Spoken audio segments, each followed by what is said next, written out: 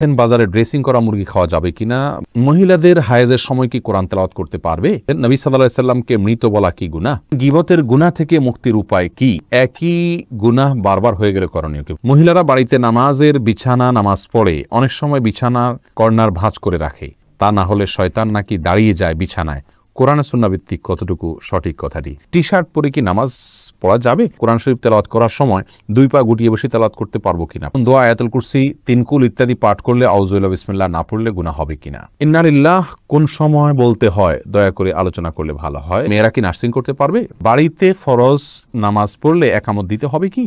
জহিরুল ইসলাম জানতে চেয়েছেন গীবতের গুনাহ থেকে মুক্তির উপায় কি। ভাই জহিরুল ইসলাম, গীবতের গুনাহ থেকে মুক্তির উপায় হলো যারা গীবত করেছেন তার জন্য আল্লাহর কাছে মাফ চাইবেন, ইস্তেগফার করবেন, আল্লাহ আমার ভাইকে মাফ করুন, তার প্রতি রহম করুন, এভাবে তার কাছ থেকে মাফ চাইবেন। আর যদি ওই লোকের কাছে যদি বলতে পারেন যে ভাই আপনার গীবত হয়েছে কখনো মাফ করে দিয়েন, এবং বলাতে তিনি যদি নাখোশ না হন, এ কারণে আরো উল্টা আপনার তার সাথে তার দুঃসম্পর্ক তৈরি না হওয়ার সম্ভাবনা থাকে, তাহলে সেক্ষেত্রে আপনি তার কাছ থেকে মাপ চেয়ে নিতে পারেন, সেটা আরও নিরাপদ এবং ভালো। শিলু আপনি জানতে চেয়েছেন মহিলাদের হায়েজের সময় কি কোরআন তেলাওয়াত করতে পারবে।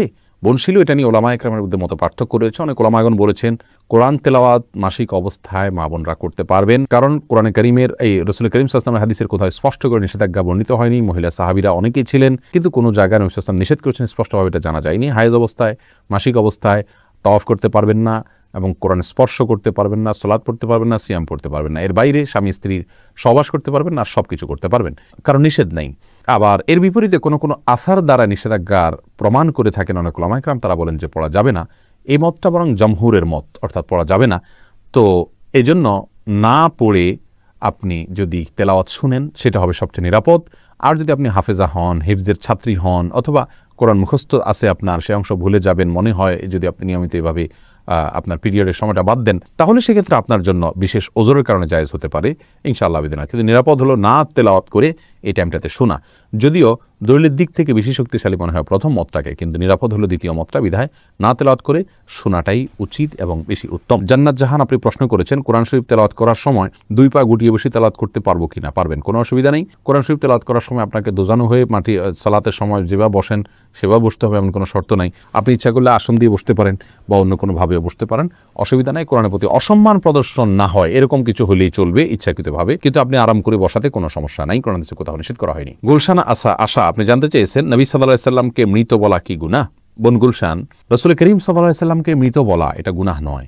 আল্লাহ সুবহানাহু ওয়া তাআলা নিজেই বলেছেন ইন্নাকা মাইয়িতুন ওয়া ইন্নাহুম মাইয়িতুন। ইন্নাকা মাইয়িত এর অর্থ হলো হে রাসূল নিশ্চয়ই আপনি মাইয়িত। মাইয়িত মানে কি? মৃত বা মরণশীল।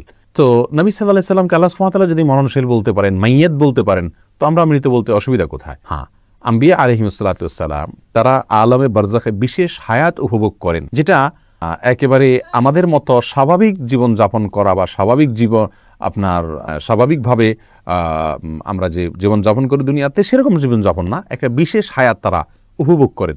সেই অর্থে আপনার বলা যেতে পারে তারা একটা বিশেষ হায়াত ভোগ করছেন, কিন্তু মৃত বলা যাবে না, ব্যাপারটি সেরকম না। আল্লাহ নিজেই বলেছেন, তাহলে কেন আপনি বলতে পারবেন না?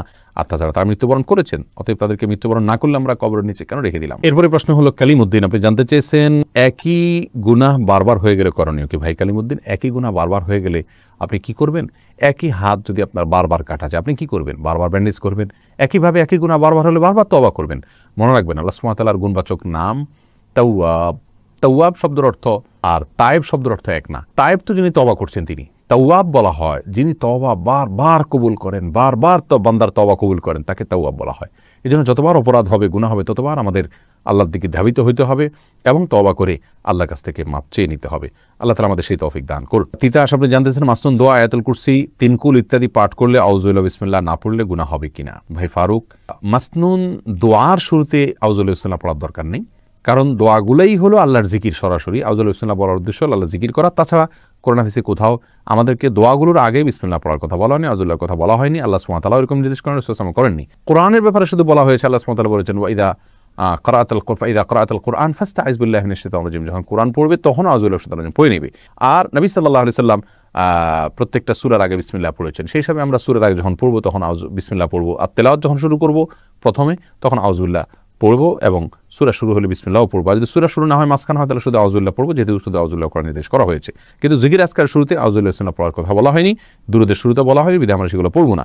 আর সকাল সন্ধ্যার আজকার যেগুলো পড়বো সেগুলো যখন শুরুতে পড়বো আয়াতুল কুরসি অথবা তিনকুল, তখন অবশ্যই আমরা আউযুবিল্লাহি বিসমিল্লাহ নিয়ম অনুযায়ী সেখানেও পড়ব, কারণ এগুলো কোরআনের আয়াত, যদিও জিকির হিসাবে পড়া হচ্ছে। শাহিন BM আপনি প্রশ্ন করেছেন, হুজুর টি শার্ট পরে কি নামাজ পড়া যাবে? ভাই শাহিন, টি শার্ট পরে আপনি সালাত আদায় করতে পারেন।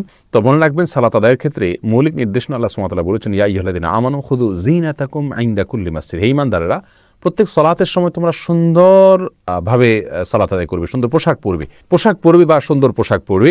তো এই জন্য এমন কোনো পোশাক পরা উচিত নয় সালাতের সময় যে পোশাক পরে আপনি সম্ভ্রান্ত কোনো জায়গায় যাবেন না, মান্যগণ্য কোনো ব্যক্তির কাছে যাবেন না, সেরকম কোনো পোশাক পরা উচিত নয়। অতএব আপনি চেষ্টা করবেন যে পোশাক পরলে আপনাকে খারাপ দেখা না যায়, দৃষ্টিকটু দেখা না যায়, ভিন্ন ব্যতিক্রম মনে না হয়, এবং আপনি এটা পরে ভালো কোনো জায়গায় যেতে ইতস্ত বোধ করেন না, সেরকম পোশাক পরে সালাত আদায় করবেন। এরপরে প্রশ্ন দেখতে পাচ্ছি, নুসাইবা নাওরিন বোন, আপনি জানতে চেয়েছেন মেয়েরা কি নার্সিং করতে পারবে? বোন নুসাইবা, আজকের যুগে হাসপাতালগুলোতে যে নার্সিং হয়ে থাকে বা চিকিৎসা কেন্দ্রগুলোতে যে নার্সিং হয়ে থাকে, এখানে মেয়েরা যে অংশগ্রহণ করে সেটা আসলে খুবই বাজে একটা চিত্র এবং দৃশ্য আমরা দেখতে পাই। সেটা হলো, একরকম রোগীদেরকে বিনোদন দেওয়া, তাদেরকে খুশি করা, এই উদ্দেশ্যমূলকভাবে মেয়েদেরকেই নার্সিংয়ে বেশিরভাগ ক্ষেত্রে ইউজ করা হয়, এবং ছেলেদের উপস্থিতি এই জায়গাতে খুবই কম। এটা হলো মেয়েদেরকে দিয়ে, মেয়েদের শরীর, তাদের সৌন্দর্য, তাদের লাবণ্য, এগুলো ব্যবহার করে রোগীদেরকে আনন্দ দেওয়ার একটা চেষ্টা, হয়তো তাদেরকে সুস্থ করে তোলার জন্য চেষ্টা করা হয়, যেটা ইসলামী শরীর দৃষ্টিকোণ থেকে জঘন্য এবং গর্হিত। যদি কোনো মেয়েদের নার্সিং করে, মেয়েরা যদি পর্দা পশিদার রেখে তারা যদি নার্সিং করতে পারেন, তাহলে ইসলাম শরীয়তের দৃষ্টিকোণ থেকে এখানে নিষিদ্ধের কোনো কিছু নাই। কিন্তু যে দৃশ্যটা আমাদের সমাজে আমরা দেখতে পাই, সেটা কিন্তু খুব ভালো কোনো দৃশ্য নয়, বরং সেটা আমরা দেখতে পাই যে খুব বাজে একটা দৃশ্য, এবং এটা একরকম মেয়েদেরকে সেখানে পণ্য হিসাবে ব্যবহার করা হয়ে থাকে। আল্লাহ মাফ করুন। এজন্য সাধারণভাবে না করা উচিত। তবে হ্যাঁ, শর্ত মেনে পর্দার সাথে তিনি যদি করতে পারেন সেটা ভিন্ন কথা। এমডি টুটুল হক আপনি জানতে চেয়েছেন, ইন্না লিল্লাহ কোন সময় বলতে হয়, দয়া করে আলোচনা করলে ভালো হয়। ভাই তুতুল, ইন্না লিল্লাহ পড়ার ক্ষেত্রে ইসলামী শরিয়ার দৃষ্টিকোণ হলো, আল্লাহ সুবহানাহু ওয়া তাআলা কোরআনে কারিমে বলেছেন, ওয়াল্লাযীনা ইযা আসাবাতহুম মুসিবা ক্বালু ইন্না লিল্লাহি ওয়া ইন্না ইলাইহি রাজিউন। অর্থাৎ নেককার ভালো মানুষদের একটা বড় আলামতের জায়গা হলো যে তারা কোনো মুসিবতে পড়লে বলে ইন্না লিল্লাহি ওয়া ইন্না ইলাইহি রাজিউন। অতএব আয়াত থেকে বোঝা গেল যে ইন্না লিল্লাহি ওয়া ইন্না ইলাইহি রাজিউন, এটা আমাদের বিপদে আমরা পড়ব, যখন মুসিবত হবে, কোনো সমস্যা দেখা দিবা আল্লাহ না করুন, ওই সময়টাতে আমরা ইন্না লিল্লাহি ওয়া ইন্না ইলাইহি রাজিউন পড়ব। ইন্না লিল্লাহি ওয়া ইন্না ইলাইহি রাজিউন আমাদের দেশে সাধারণত মানুষ মারা গেলে আমরা পড়ি। কেউ কোনো বিপদে ইন্না লিল্লাহি পড়লে বলে কেউ কি মারা গেছে, তার মানে মানুষ মনে করে যে ইন্না লিল্লাহি শুধু মারা গেলেই পড়তে হয়। এটা ভুল ধারণা। আমরা ইন্না লিল্লাহি ওয়া ইন্না ইলাইহি রাজিউন পড়ব যেই কোনো বিপদ দেখা দিলেই আমরা ইন্না লিল্লাহি পড়তে পারি। এটাই কোরআনের নির্দেশনা, যে কোনো মুসিবত। রানা সিদ্দিক জানতে চেয়েছেন, বাজারে ড্রেসিং করা মুরগি খাওয়া যাবে কিনা? ভাই রানা, বাজারে ড্রেসিং করা মুরগি খাওয়া যাবে, তবে না খাইলে ভালো, ঝামেলা মুক্ত। অনেক ওলামা ইকরাম নিষেধ করেন। এই জন্য তারা বলেন যে পানিতে চুবানো হয় ড্রেসিং করার জন্য, সে পানিটাতে যখন চুবানো হয়, নাড়ি বুড়ি যদি ভিতরে থাকে, তাহলে সিদ্ধ গরম পানিতে ওটা চুবানো হলে ওই নাপাক যেগুলো নাড়ি বুড়িতে আছে, পায়খানা ইত্যাদি, সেগুলো গোশতের সাথে মিশে যেতে পারে। এই জন্য নিষেধ করেন।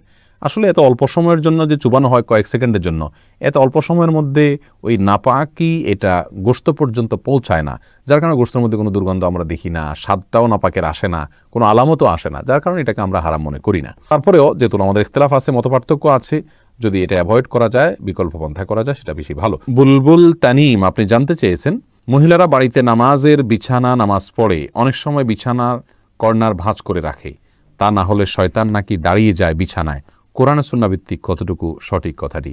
ভাই বুলবুল, বাড়িতে নামাজ পড়ার সময় কর্নার ভাঁজ করে রাখা, শয়তান দাঁড়াবে সেই ভয়ে, এটা কুসংস্কার। এর সাথে ইসলামের শরীয়তের কোনো সম্পর্ক নাই।